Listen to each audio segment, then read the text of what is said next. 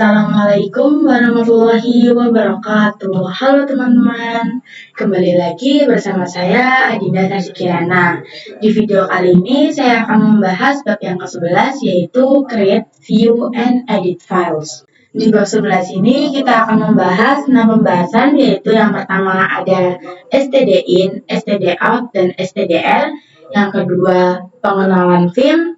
Yang ketiga konfigurasi boot order. Yang keempat, edit file dengan Vim. Yang kelima, edit file dengan Nano.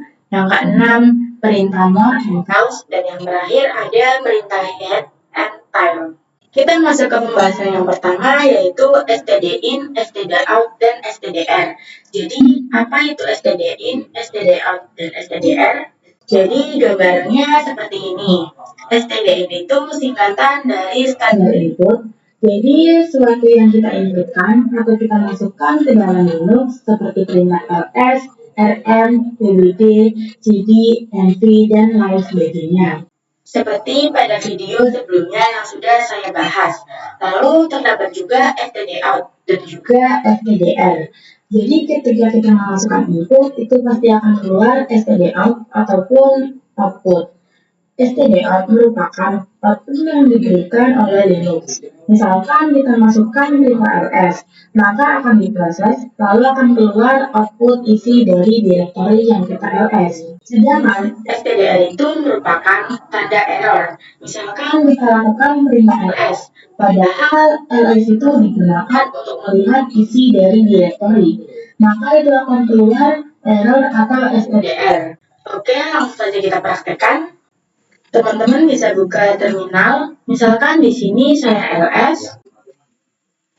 Nah, ls ini adalah spesifikasi input atau std-in, sedangkan yang ini merupakan spesifikasi std-out atau outputannya. Sebagai contoh, di sini saya akan bikin file dengan toast.txt.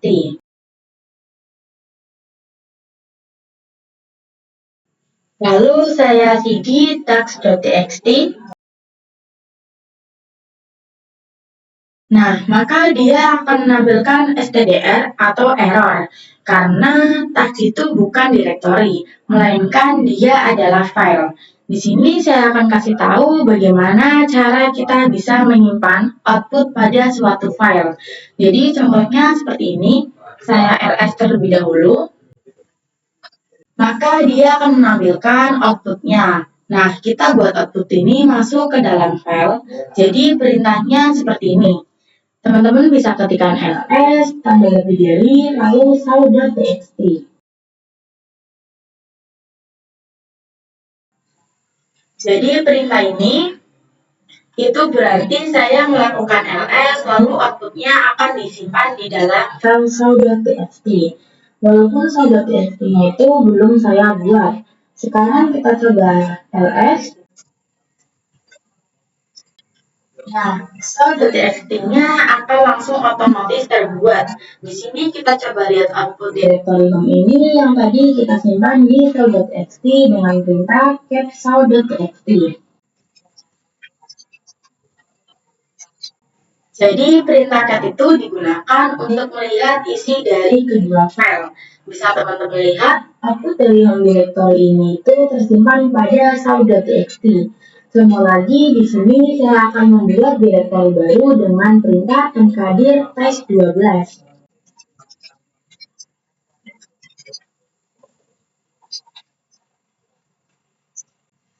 Lalu saya ingin membuatkan di dalamnya seperti ini.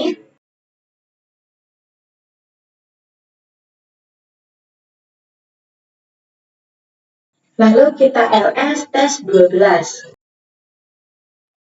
Nah, ketika saya ls test12, maka dia akan menampilkan output isi test.txt yang tadi saya buat.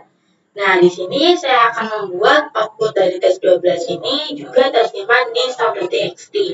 Caranya sama seperti sebelumnya, yaitu dengan perintah ls test12, tanda lebih dari, lalu show.txt.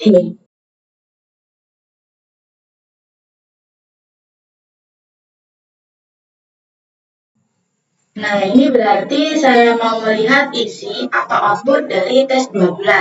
Namun, dia tidak langsung muncul secara langsung, tapi output tersebut akan tersimpan di show.txt. Kita lihat di show.txt-nya.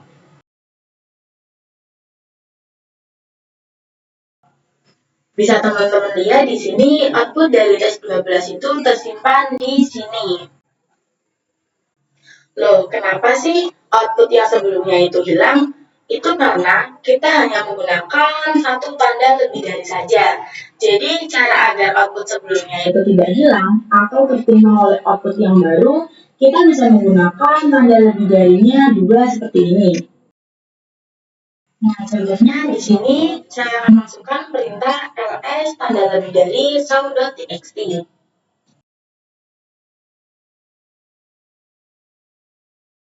Lalu masukkan perintah get_show.txt. Lalu ls. Di sini kita bisa gunakan tanda lebih darinya 2 kali ya teman-teman.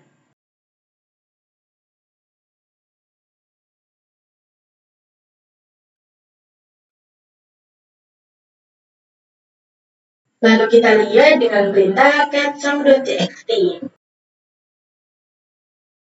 Nah, ini dia, bisa teman-teman lihat. Output dari home directory dan juga tes 12 itu sudah masuk semua di show.txt. Kita masuk ke materi selanjutnya, yaitu pengenalan Vim. Vim merupakan software yang digunakan untuk mengedit atau memodifikasi file pada Linux. Jadi yang sebelumnya teman-teman baru membuat file berbasis teks atau .txt dengan perintah touch, dan kita belum memodifikasi file tersebut atau menambahkan apapun dan mengedit apapun pada file tersebut. Nah, dengan Vim ini kita bisa melakukan pengeditan atau pengisian teks pada file yang sudah kita buat atau file berbasis .txt. Oke, sekarang kita praktekkan. Teman-teman bisa buka terminal. Di sini saya akan coba ketikkan v lalu tab. Nah, dia akan memunculkan view viewers Vim build ini. Jadi di sini hanya terdapat V, belum ada Vim ya teman-teman. Karena pada defaultnya Vim itu memang tidak ada pada Linux kita. Jadi kita harus menginstal Vim terlebih dahulu. Nah, V ini sama seperti Vim, tapi V ini model jadinya. Sedangkan Vim ini model ataupun versi paling barunya. Di sini kita bisa install terlebih dahulu Vim-nya untuk mengedit file teks yang ada pada home directory ini. Contohnya seperti task.txt, yaitu caranya dengan apt get install vim.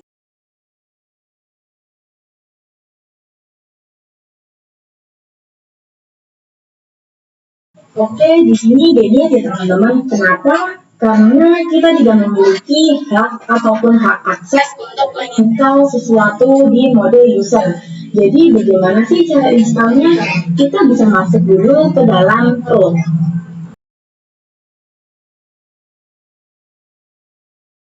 Nah, di sini kita bisa coba install.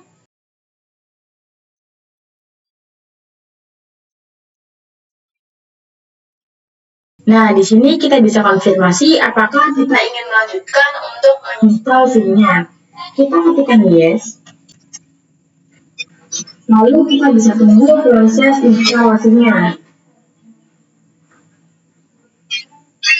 Nah, di sini dia akan meminta untuk memasukkan drive ya teman-teman. Caranya dengan klik lambang kaset ini, tetapi di sini dia mati.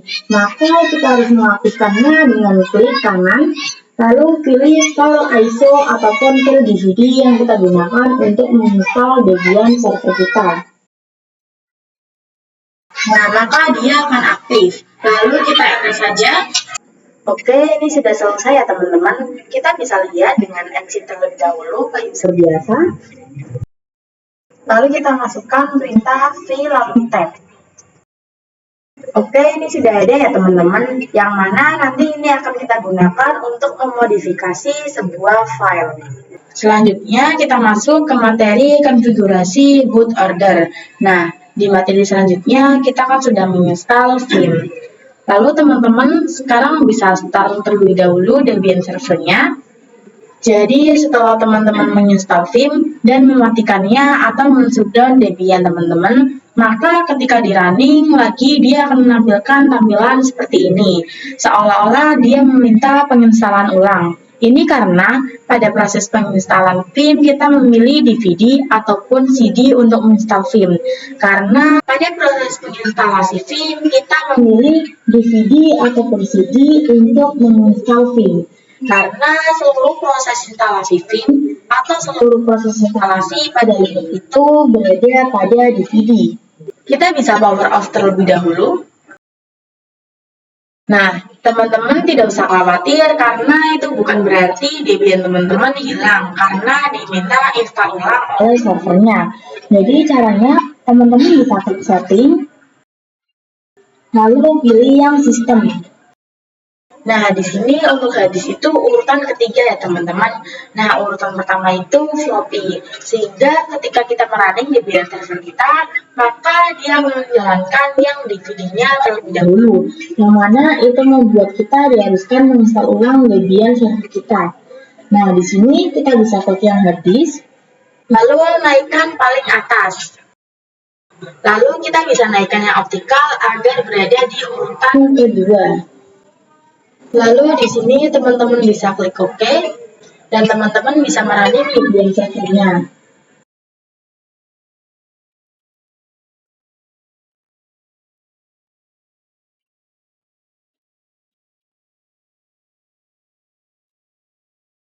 Nah, jadi tampilannya sudah berbeda ya teman-teman. Sudah seperti ketika kita merunning dan buka ketika kita menginstal Debian. Nah, sekarang kita sudah bisa masuk ke Debian tanpa melakukan penginstalan ulang. Kita lanjut ke materi selanjutnya yaitu edit file dengan Vim. Langsung saja kita praktekkan. Teman-teman bisa merunning Debian servernya lalu masuk ke terminal. Lalu saya ls. Maka di sini terdapat file tax.txt yang akan kita gunakan untuk mempraktekkan Vim. Di sini saya coba lihat isi dari tax.txt apakah ada suatu kata ataupun huruf dengan perintah get tax.txt.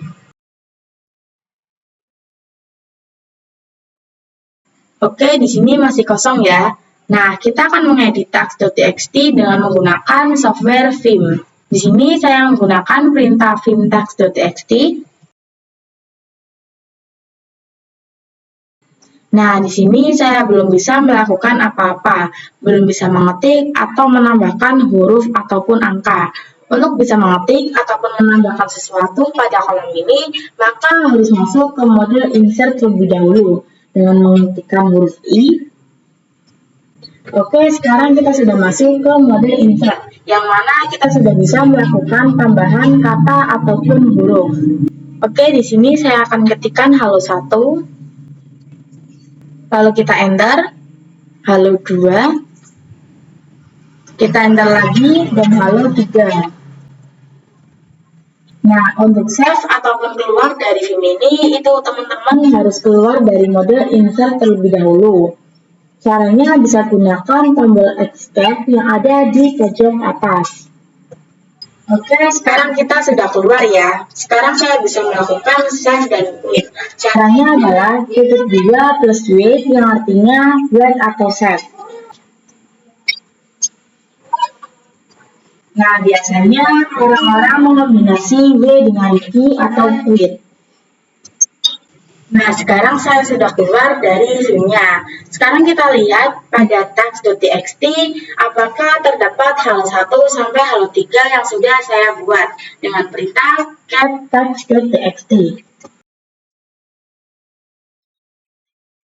Oke, ini sudah keluar ya teman-teman. Jadi bagaimana sih jika teman-teman sudah melakukan pengubahan file, namun teman-teman tidak ingin meng-save-nya, tapi hanya keluar. Kita coba lagi.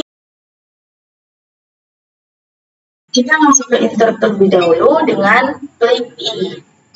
Nah, di sini kita sudah masuk, lalu tambahkan teks halo 4. Lalu kita keluar dari insert dengan escape, lalu kita klik titik 2 plus key, Nah, di sini terdapat error dan ada tanda serunya. Berarti dia meminta kita untuk menambahkan key dan tanda seru. Nah, jadi untuk keluar itu teman-teman tidak bisa menggunakan key saja ya. Kecuali teman-teman save dan keluar itu tidak perlu tanda seru. Lalu teman-teman bisa masukkan perintah grab text.txt. Nah, di sini halamannya tidak tersave ya teman-teman. Selanjutnya kita masuk ke materi edit file dengan nano. Langsung saja kita praktekkan. Teman-teman bisa running di VPN servernya lalu masuk ke terminal. Nah, di sini saya akan ls terlebih dahulu. Di sini saya akan membuat file baru dengan perintah touch. Lalu filenya saya beri nama cth.txt. Dan untuk mengedit dengan nano, kita harus masuk dulu ke super user. Nah, cara masuknya teman-teman bisa masukkan perintah su. Lalu teman-teman bisa masukkan password rootnya.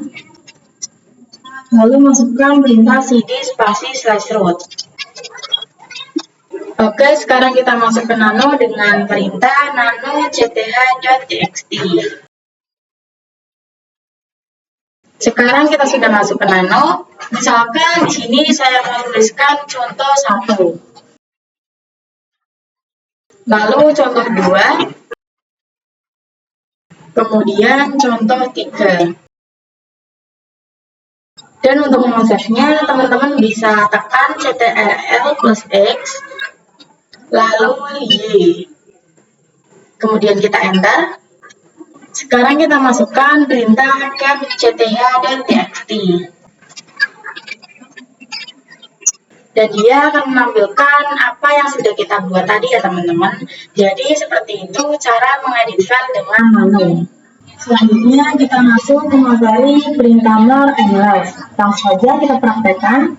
Teman-teman bisa running di VPN servernya lalu masuk ke terminal. Nah, di sini saya ingin melihat isi dari file boot.log dengan perintah cat spasi vat spasi log spasi boot.log.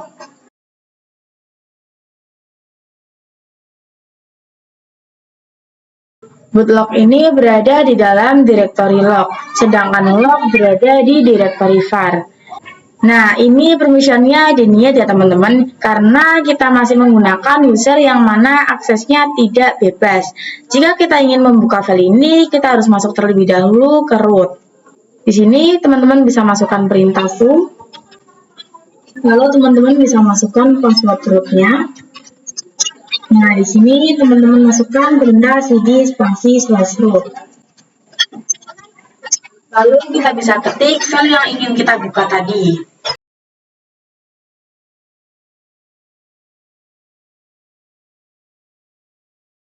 Nah, jika kita menggunakan cat, maka dia akan menampilkan keseluruhan langsung dari atas sampai akhir, yang mana ini merupakan informasi booting ketika kita masuk ke dalam Debian. Nah, bagaimana sih ketika kita ingin melihat tampilan awal, sedangkan kalau kita cat, dia akan menampilkan bagian akhirnya secara langsung. Itu kita bisa menggunakan perintah more spasi var log boot.log. Jadi bagian cat-nya teman-teman bisa ganti dengan more ya.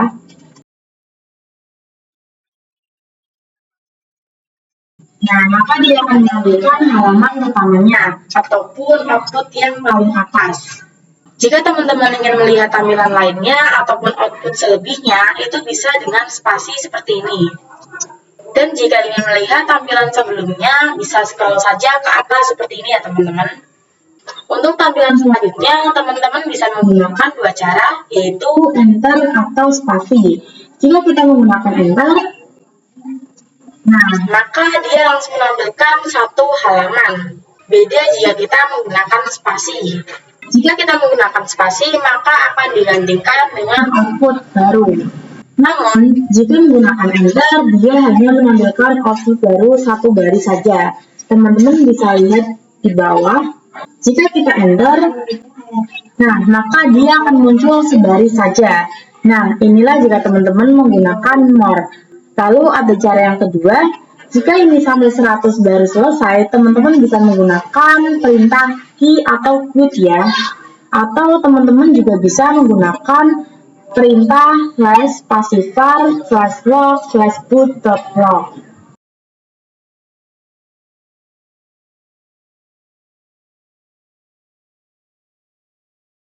Nah, dia ini bisa di-enter juga bisa di-spasi.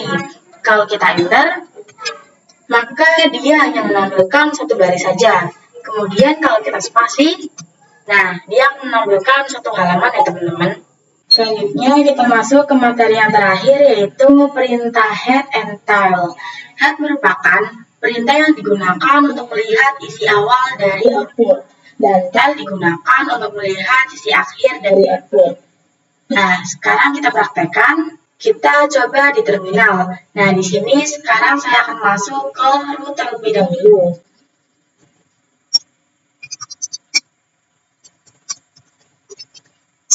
Jika kita menggunakan head, dia akan menampilkan sisi awal dari output saja. Kita coba.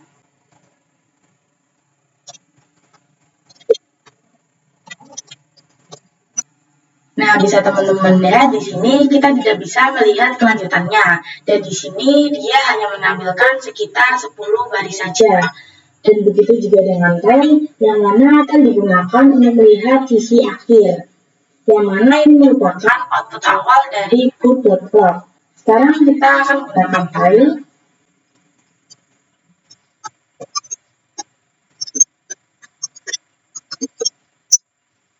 Maka dia akan menampilkan sisi akhir dari outputnya. Nah, kita juga bisa menentukan berapa baris output yang kita inginkan. Contoh di sini saya hanya ingin output dari boot.log itu hanya 5 baris saja. Berarti saya bisa menggunakan perintah get strip m5/var/log/boot.txt.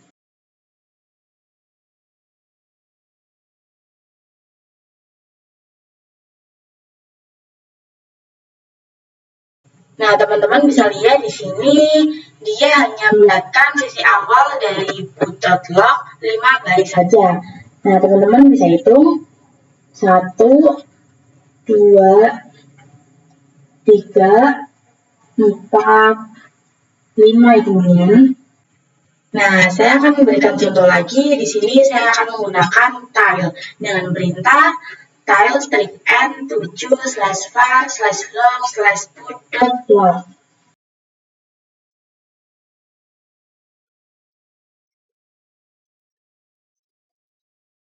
Nah, bisa teman-teman lihat di sini dia pastinya akan menampilkan outputnya 7 baris saja dan tidak lebih.